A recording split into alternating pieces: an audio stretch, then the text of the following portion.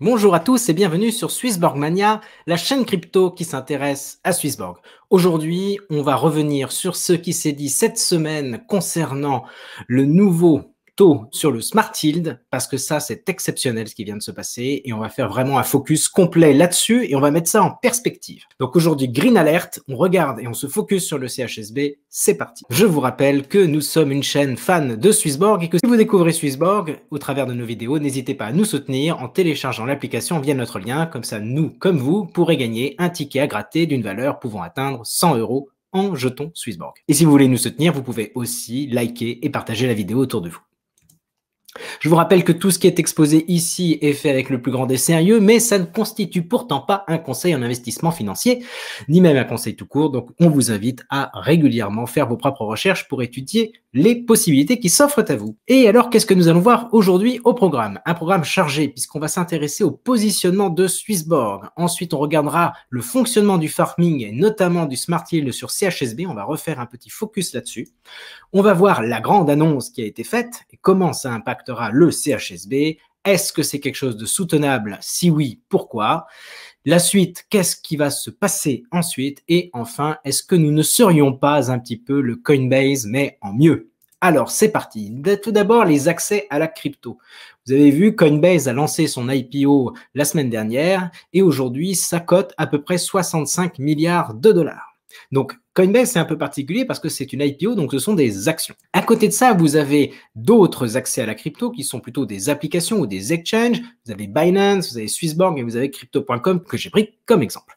Donc, Binance, c'est 90 milliards, c'est plus élevé en termes de market cap que Coinbase. Swissborg, c'est malheureusement qu'un petit milliard pour l'instant et Crypto.com, c'est l'ordre de 5 milliards de dollars. Alors, on va voir que au niveau des capitalisations, c'est assez simple. Comme Swissborg pèse 1 milliard, Coinbase, c'est 65 fois plus gros, Binance, c'est 90 fois et Crypto.com, c'est 5 fois plus gros. Donc, vous voyez un petit peu les ordres de grandeur. Swissborg est encore un petit dans le game.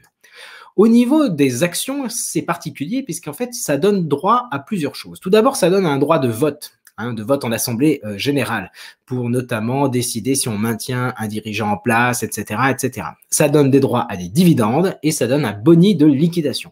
Aujourd'hui, ce qui nous intéresse, ça va être plutôt cette poche de dividendes. Chez les tokens, vous avez plusieurs choses qui sont possibles. Tout d'abord, vous avez des droits de vote également. Ça se rappelle les jetons de gouvernance, les pouvoirs de gouvernance. Vous avez le farming qui pourrait plus ou moins se rapprocher des dividendes. Vous avez des stratégies de burn qui peuvent être mises en place et vous avez l'utilité du jeton proprement dite. Chez Swissborg, on a la chance, ces 4 fonctions existent dans notre token. Et oui, il y a des votes, il y a du farming, il y a du burn et il y a des utilités. Tout ça, nous l'avons dans notre jeton CHSB. À côté de ça, Binance a également l'ensemble de ces fonctionnalités, avec un droit de vote qui me paraît un petit peu compliqué à mettre en œuvre compte tenu des contraintes de quorum, etc., qui permettraient dans l'absolu de lister des nouveaux jetons, de ce que j'ai pu trouver. Et chez Crypto.com, il n'y a pas de vote et il n'y a pas de burn non plus. Par contre, tous ces deux plateformes permettent une espèce de farming, de générer des intérêts sur ces jetons BNB et CRO et des utilités, évidemment, ce sont des jetons utilitaires. On va rentrer un petit peu dans le fonctionnement du farming. Qu'est-ce que c'est? Bon, c'est assez simple en fait. Il suffit de détenir des jetons CHSB, les avoir à l'intérieur de l'application et accepter de les mettre dans un coffre-fort, le farming, pendant au moins 24 heures, puisqu'il va falloir attendre 24 heures pour pouvoir les sortir, ou du moins on va pouvoir les sortir le lendemain à partir de 10 heures. Qu'est-ce que ça appelle en échange de cette immobilisation? Ça va nous amener des revenus passifs et c'est quelque chose de flexible parce qu'on peut le sortir quand on veut. Il n'y a pas de période de blocage. À tout moment, je peux décider de les sortir et le lendemain, à 10 heures, ce sera disponible sur ma balance pour pouvoir les vendre, pour pouvoir les transférer, pour pouvoir faire ce que je veux avec. Deuxième chose, c'est que ce sont donc des capitaux qui sont libres, pas de blocage, on l'a dit, 24 heures maximum pour un retrait. Et enfin, les risques sont maîtrisés. Vous aviez déjà les capitaux dans la plateforme, par exemple, et bien là, vous ne prenez pas plus de risques. Ces jetons CHSB ne sont pas utilisés dans aucune stratégie de finance décentralisée. Ils ne sont pas prêtés, ils ne sont pas tradés, ils ne font que être bloqués pendant une période de 24 heures. C'est cela que récompense le rendement. Le taux varie, le taux du rendement du CHSB varie très fréquemment et on va voir comment comment il varie? Déjà, le premier élément, c'est que ça dépend de votre statut de premium. Et vous voyez que c'est un petit bonhomme que j'ai mis à côté parce qu'en fait, ça dépend de vous. C'est vous qui allez dire si vous voulez, pouvez être premium ou pas. Hein. Donc, vous avez deux premiums qui vont coexister, le premium Genesis et le premium communautaire. Et donc, si vous voulez l'être, vous aurez un avantage par rapport à ça. Mais il n'est pas nécessaire, vous pourriez tout à fait dire, mais moi, je veux utiliser l'application sans avoir à être premium. Et à ce moment-là, vous aurez un rendement standard. On rentrera dans les détails dans un instant. À côté de ça, il y a la quantité de jetons dans le farming. Et là, vous voyez, il y a plein de jetons qui sont placés à l'intérieur, des petits bags, des gros bags, des énormes bags. Donc ça, on est tous ensemble dans cette dimension-là. Et vous n'êtes pas seul, du coup. Et ça va dépendre de comment la communauté décide d'utiliser le farming. Et enfin, vous avez le Community Index, qui est un score qui va évaluer la santé de l'écosystème. À chacun de notre niveau, on peut contribuer à aider Swissborg à avoir un bon score, et plus nous aurons un score intéressant, plus ce sera positif pour la rémunération du bac.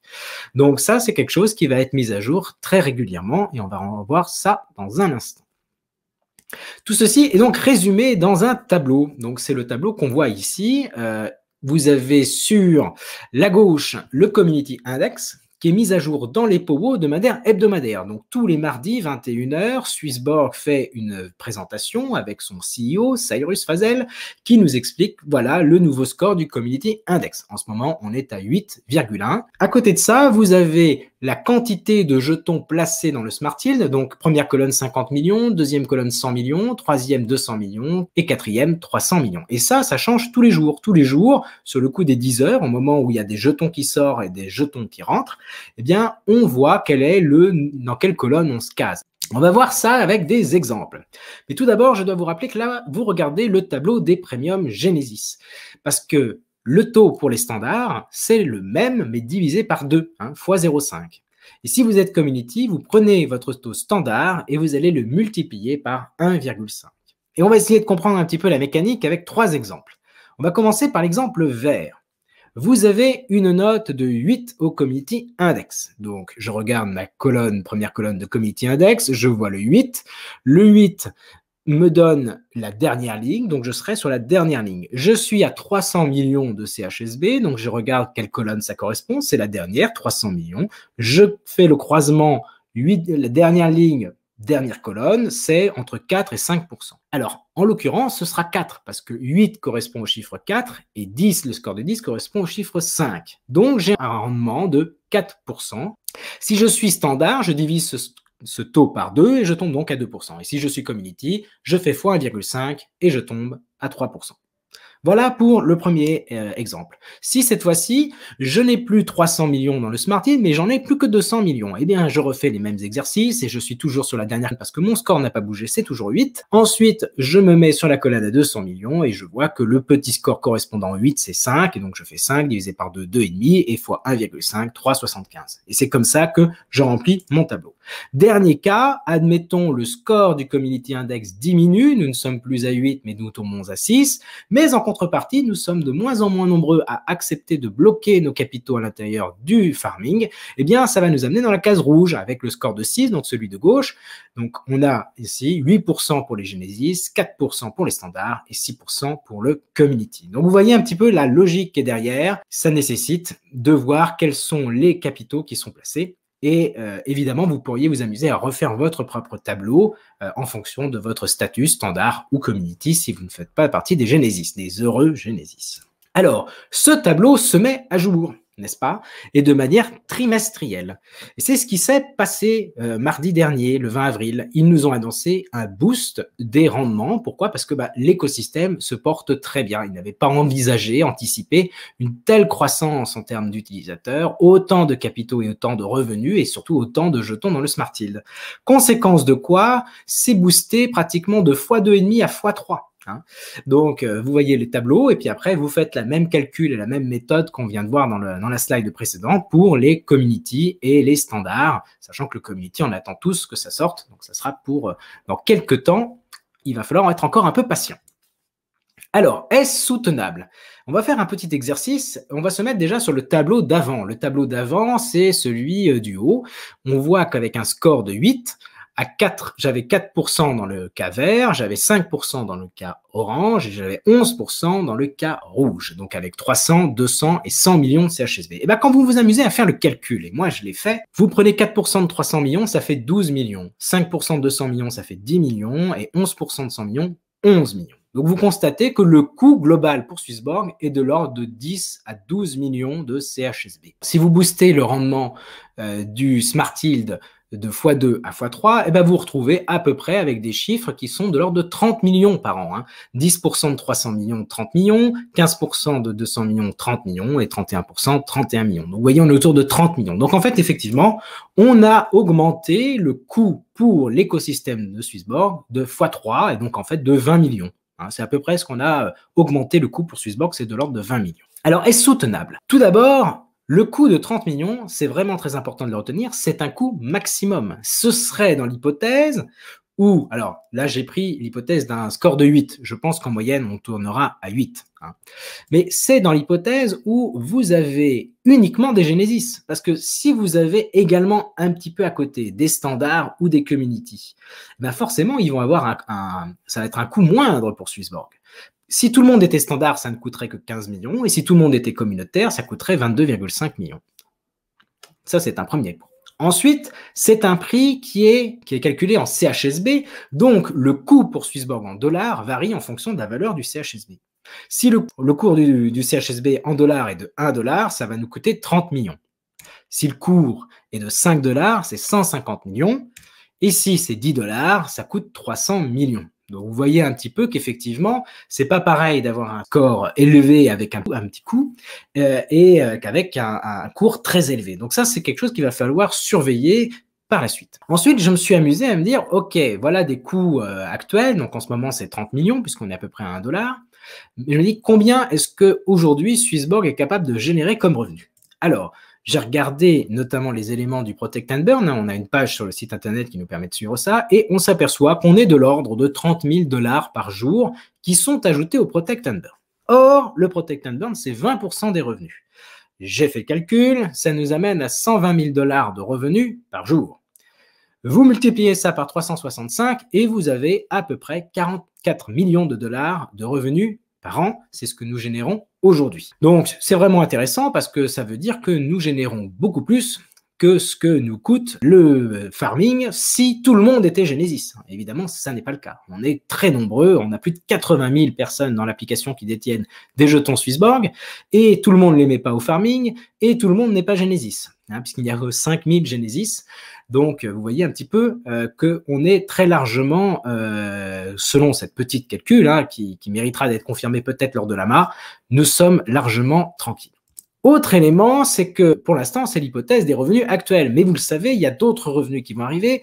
On parle de rendement sur de nouveaux jetons, le BTC, le BNB, le DAI. Donc, tout ceci va générer à leur tour des revenus qui iront dans le Protect and Burn. On parle également d'une adoption de plus en plus forte. On a 2000 et plus nouveaux utilisateurs par jour. On a des nouveaux partenariats qui, eux aussi, arrivent avec des utilisateurs. Et puis, chacun est plus intense. Il y a une utilisation plus intensive de l'application. Je le vois autour de moi. J'espère que vous aussi, vous vous dites, oui, maintenant qu'il y a Smart Yield sur ETH, je rapatrie mes ETH, qui génèrent plus de revenus, etc., etc. Et il n'y a pas à douter qu'avec l'arrivée du BTC, vous-même, vous allez intensifier votre relation.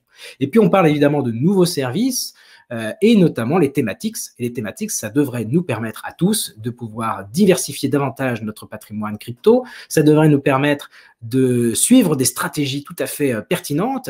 Cyrus a encore parlé de produits structurés. Et là, ça, c'est vraiment un game changer, je pense, dans l'écosystème crypto. Alors, je pense qu'on sera parmi les tout premiers à pouvoir le proposer. Et ça va générer des revenus et probablement beaucoup plus que ce que nous en générons actuellement, puisque tout ceci sera catalysé, tout ceci ira dans le même sens. Alors, une fois qu'on a dit ça, restons sur cette question de soutenabilité. Et si le cours du CHSB explosait plus vite que les revenus que nous allons générer?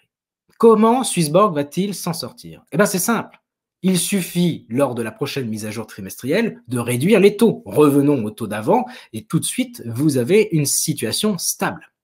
L'autre élément aussi, c'est que si le cours explose, mais que nous n'avons pas un écosystème en croissance, eh bien, le score mécaniquement du Community Index va diminuer. Et s'il diminue, je remonte dans mes lignes, et dans mes lignes, j'ai des taux moins élevés. Je ne suis plus sur l'hypothèse d'un 8, mais peut-être sur l'hypothèse d'un 4.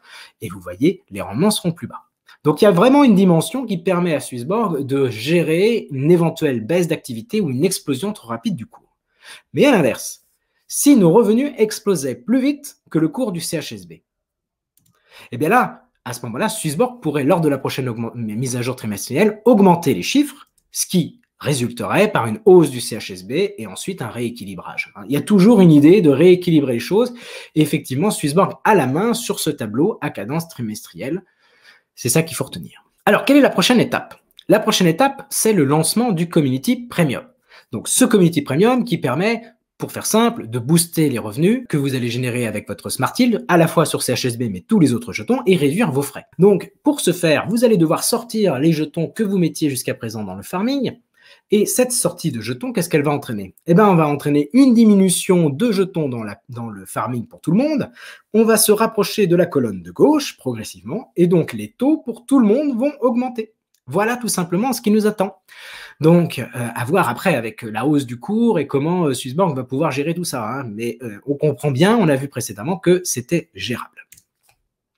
Autre impact que nous avons pu voir, c'est qu'effectivement, avec ce x2,5, x3 et plus du rendement sur le CHSB, enfin le CHSB a un taux compétitif et même supérieur à Ethereum. C'est la première fois que ça arrive. Donc ça, c'est une super nouvelle. Il y aura probablement des arbitrages qui seront faits entre Ether et CHSB, entre BTC et CHSB, etc., etc., en fonction de ces taux. Ce qui est certain, c'est que le CHSB a un très gros potentiel de hausse. On l'a vu par rapport à Coinbase ou Binance, qui ont des market cap qui sont beaucoup plus élevés. Alors, nous sommes encore petits, mais nous avons véritablement une potentialité de hausse qui est très forte.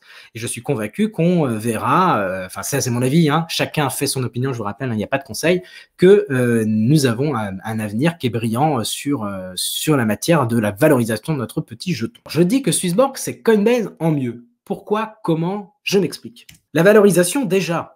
Quand vous entrez dans un produit qui vaut 65 milliards de dollars de valorisation, vous avez moins de potentiel de hausse que quand vous entrez dans quelque chose qui vaut 1 milliard. Ça, c'est factuel. Deuxième élément, vous avez des revenus qui sont estimés chez Coinbase à 1,14 milliard de dollars en 2020. Chez Swissborg, en ce moment, c'est les revenus actuels, c'est de l'ordre de 45 millions de dollars. C'est énorme.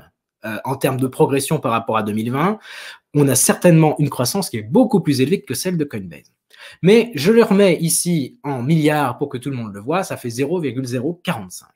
Si je fais un ratio revenu sur valorisation, je suis à 1,75% chez Coinbase et je suis à 4,5% chez Swissborg. Donc on voit déjà que le ratio revenu-valorisation est plus intéressant chez nous. Et je rappellerai aussi que ce n'est pas parce que Coinbase a des revenus qu'ils vont intégralement les distribuer en dividendes. Ça n'est pas obligatoire. Chez Swissborg non plus. Sauf que ce que nous faisons chez Swissborg, c'est qu'on rétribue uniquement les CHSB qui sont dans le farming et pas la total supply. Puisque certains la bloquent pour pouvoir être premium, certains l'ont sur les exchanges pour les trader, certains les ont perdus. Bref, on ne rémunère pas tout le monde, on rémunère uniquement ceux qui consentent à les isoler pendant au moins un jour. C'est la méritocratie, c'est l'une des valeurs du groupe. Et alors, c'est pour ça qu'on s'en fiche un petit peu des revenus sur valo, même si ça nous intéresse quand même, parce que ce qui nous intéresse au bout du bout, c'est la distribution. Et j'ai une distribution de 5% pour les standards, 7,5% pour le community et 10% pour les Genesis sur la base des taux d'aujourd'hui. Donc évidemment, quand vous regardez votre Coinbase et que vous regardez mon super rendement sur Genesis ou même le standard, bah clairement, la balance, elle penche de quel côté? Elle penche du côté du CHSP où j'ai 3 à plus que 5 fois plus de rémunération sur ne serait-ce que la distribution. Et puis après se pose la question de la valorisation en tant que telle du jeton, le potentiel de plus-value. Et là, j'ai fait toute une vidéo là-dessus pour montrer que Coinbase était très chèrement valorisé. Swissborg est très faiblement valorisé par rapport au potentiel. Ça n'est pas un conseil, évidemment. Hein, gardez les pieds sur terre, faites vos calculs, faites votre analyse, creusez de votre côté, pas de conseils en la matière. Si je me remets sur cette image que j'adore et je me sens obligé de vous la représenter tellement elle me permet de vous expliquer toute la force de l'écosystème en une slide. Ce n'est ni plus ni moins que le système du marché avec l'offre et la demande. La demande, c'est pourquoi est-ce que je veux acheter des jetons? Il y a plusieurs raisons à ça et elles sont assez simples. C'est l'adoption. J'ai de plus en plus d'utilisateurs qui veulent rentrer dans l'écosystème et avoir une part, peser par la gouvernance ou simplement peser pour avoir une récompense avec le premium ou des avantages avec le farming, tout ça, tout ça. Et donc, ils vont aller sur le marché acheter des jetons. Et une fois qu'ils les ont, soit ils les gardent pour les retrader, pour les vendre, et à ce moment-là, bon, ben, ça ne change pas grand-chose à la supply. Par contre, ils peuvent décider de les bloquer pour 1 an pour être premium. Ils peuvent aussi générer des frais en utilisant l'application, ce qui générera du burn et qui détruira les jetons pour toujours. Et puis, ce qui nous intéresse aujourd'hui, c'est le farming, les sortir pour 1 jour de la circulating supply. À minima 1 jour. Peut-être que ça sera finalement, s'ils font comme moi, ça fait pratiquement 3 mois qu'ils sont au farming depuis le lancement. C'est très intéressant. Donc, c'est ça qui va se passer. On va sortir des jetons parce qu'évidemment, le taux devient attractif pour tout le monde. Donc, on les récupère, on les sort de la circulating supply. Et par contre, on va continuer à en acheter parce qu'il faut bien les distribuer. Et Swissborg, qu'est-ce qu'il fait? Il va sur le marché pour les acheter. Il a un petit peu de réserve en stock au cas où il y aurait un besoin temporaire, mais l'idée à terme, c'est bien d'aller les acheter sur le marché. Et donc, quand vous avez une forte demande et une faible offre, vous savez très bien comment fonctionne ce genre de balance. Eh bien, le prix, il explose et c'est ce qu'on espère tous. C'est vraiment comme ça que Swissborg a lancé son système de valorisation de son jeton. C'est vraiment ces tokenomics-là qui permettent aux jetons de prendre de la valeur. Et si tout ceci vous intéresse, si vous avez envie d'acheter le jeton Swissborg, la meilleure des plateformes pour le faire, c'est évidemment l'application de Swissborg. Si vous passez par notre lien, vous toucherez un petit ticket à gratter. Tous les tickets sont gagnants. Ça va de 1 à 100 € et vous êtes sûr de passer par la meilleure offre de parrainage en cliquant par en dessous ou en flashant le flash code. Je vous souhaite à tous une très bonne journée, une très bonne soirée. À ciao, bye bye.